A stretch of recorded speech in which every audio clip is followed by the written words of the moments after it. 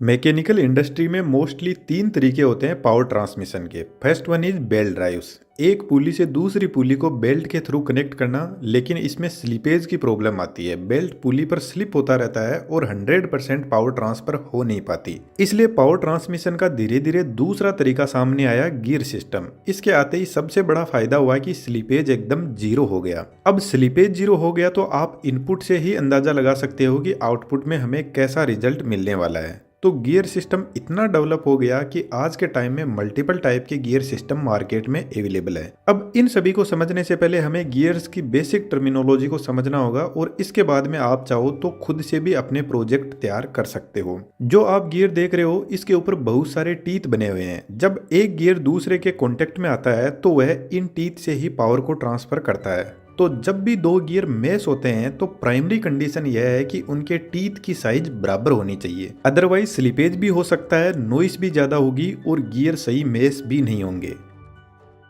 मानकर चलते हैं यह जो बड़ा गियर है इस पर 48 टीथ बने हुए हैं और इस छोटे गियर पर 16 टीथ बने हुए हैं। अब यदि हमें गियर रेशियो निकालना है तो 48/16 कर देंगे, जिससे गियर रेशियो हमें मिलेगा 3:1। अब गियर रेशियो को सिंपल भाषा में समझते हैं। यदि हम बड़े गियर को मोटर या किसी इंजन से पावर देते हैं तो बड़ा गियर एक बार पूरा 360 डिग्री रोटेट करेगा तो छोटा गियर 3 बार रोटेट कर जाएगा। अब इससे एक बहुत बड़ा फायदा होगा। यदि हमारे इंजन या मोटर की स्पीड कम है तो हम ज्यादा स्पीड बढ़ा सकते हैं कुछ ऐसे गियर रेशियो से, लेकिन इसका एक नुकसान भी है। Torque is equal to power upon omega होता है। यहाँ पर ओमेगा स्पीड है। अब इस गियर रेशियो से स्पीड तो बढ़ जाएगी लेकिन टॉर्क कम हो जाएगा। इसलिए आप गाड़ियों में हमेशा देखोगे कि 5 नंबर गियर में गाड़ी की स्पीड बहुत होती है लेकिन टॉर्क बहुत कम होता है। यदि रेस्ट पोजीशन में गाड़ी में 5 नंबर गियर लगाकर चलाने की कोशिश करते हैं तो गाड़ी इतना ही टॉर्क जनरेट नहीं कर पाएगी कि वह थोड़ी बहुत हिल भी सके, क्योंकि यहाँ पर एक बड़ा गियर छोटे गियर को रोटेट करवा रहा है।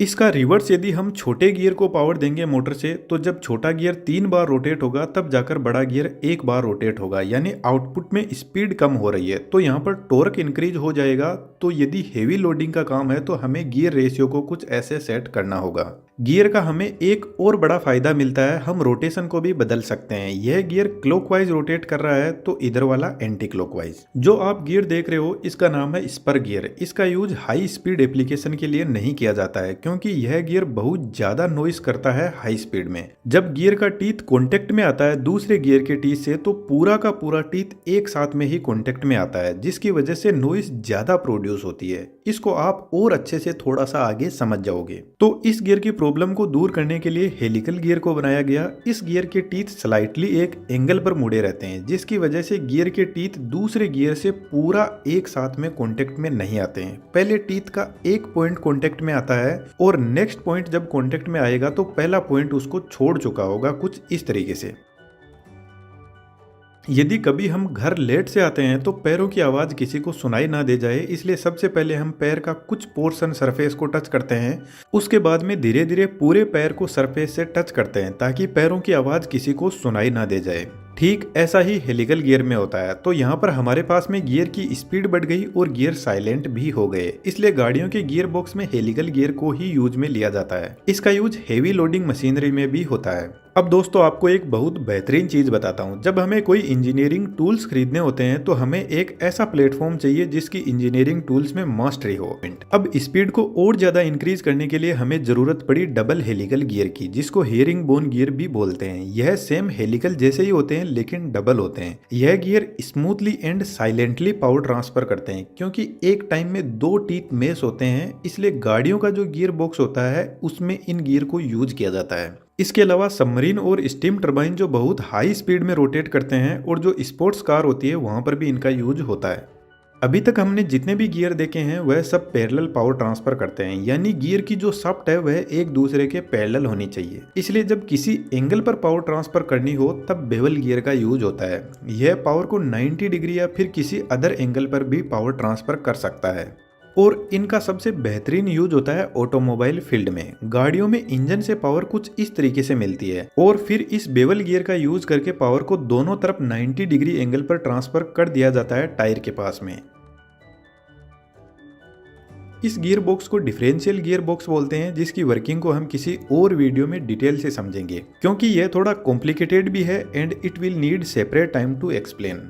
इसके बाद में वोम गियर आता है, जो बहुत ही इंपॉर्टेंट है। वोम का हिंदी मीनिंग होता है कीड़ा, तो यह कुछ कीड़े की तरह रेंगता है और गियर को रोटेट करवाता है। यह गियर भी 90 डिग्री पर पावर को ट्रांसमिट करता है, बट इसकी कुछ खास बात है। एक तो यह गियर स्पीड को बहुत ज्यादा रिड्यूस कर देता है। इसका गियर रेशियो 300:1 भी हो सकता है, जिसका मतलब है यह वोम जब 300 राउंड कंप्लीट करेगा तब जाकर वोम व्हील एक राउंड पूरा करेगा। इसका सबसे बड़ा फायदा होता है कि जब स्पीड इतनी ज्यादा रिड्यूस हो जाती है तो हमें बहुत ज्यादा हेवी टॉर्क मिलता है। एक इनका बेनिफिट और है कि सिर्फ वोम ही व्हील को रोटेट करवा सकता है, व्हील वापस वोम को रोटेट नहीं करवा सकता। इनमें वन वे पावर ट्रांसफर होती है, इसलिए इनका यूज एलिवेटर जहां पर बहुत हेवी लोड होता है वहां पर यूज होता है। इसके अलावा गाड़ियों में जो स्टीयरिंग व्हील होता है वहां पर भी इसका यूज होता है, ताकि कार की स्टीयरिंग को स्मूथ बनाया जा सके। इसके बाद में आता है रैक एंड पिनियन गियर। इसमें जो रोटेट हो रहा है उसको पिनियन बोलते हैं और जो लेफ्ट राइट मूव हो रहा है उसको रैक बोलते हैं। यह गियर बॉक्स रोटेशनल मोशन को लीनियर मोशन में बदल देता है। इसका सबसे बड़ा एग्जाम्पल है गाड़ियों में जो मैकेनिकल स्टीयरिंग आती है, उनमें हम गाड़ी के स्टीयरिंग को एक रोटेशन में मूव करते हैं, लेकिन गियर की हेल्प से गाड़ी के टायर लेफ्ट राइट मूव करते हैं, कुछ इस तरीके से। कई बार हमारे सामने ऐसी सिचुएशन आ जाती है कि एक तो दो गियर के बीच में दूरी ज्यादा है और हमें दोनों गियर का रोटेशन भी सेम ही डायरेक्शन में चाहिए, तो इसके लिए हम बीच में एक आइडलर गियर को यूज करते हैं, जो इन दोनों गियर को कनेक्ट भी कर देगा और रोटेशनल एक्सिस भी सेम कर देगा। लेकिन एक कंडीशन ऐसी आती है कि दूरी कुछ ज्यादा ही बढ़ गई है गियर के बीच में, तो उस कंडीशन में हम पावर ट्रांसमिशन का तीसरा तरीका यूज करते हैं, जिसमें दो गियर के बीच में चेन सिस्टम को यूज करते हैं और यहां पर जो गियर लगे हैं उनको स्प्रोकेट गियर बोलते हैं।